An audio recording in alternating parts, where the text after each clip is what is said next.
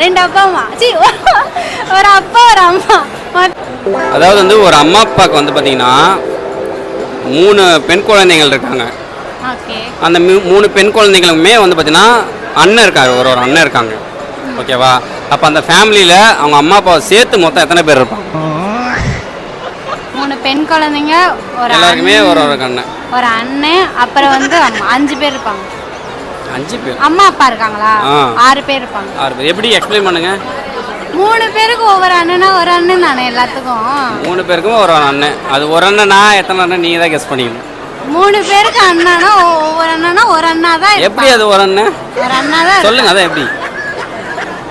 3 பேருக்கு ஒவ்வொரு அண்ணன். இன்னொரு அண்ணா, இன்னொரு பொண்ணு இருக்குன்னு வச்சுக்கோங்க.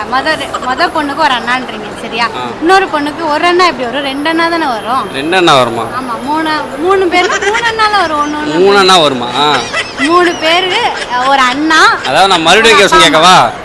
3 பேரு, ஒரு அண்ணா, ஒரு அப்பா அம்மா, 2 அப்பா அம்மா, ஒரு அப்பா ஒரு அம்மா, மொத்தம் 6 பேர். மொத்தம் 6 பேர்.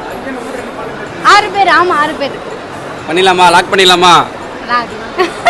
ஓகே மக்களே, 6 பேர் டோட்டல் சொல்லியிருக்காங்க. இது கரெக்டாக தப்பானு கமெண்ட்ஸில் சொல்லுங்கள். Okay, thank you.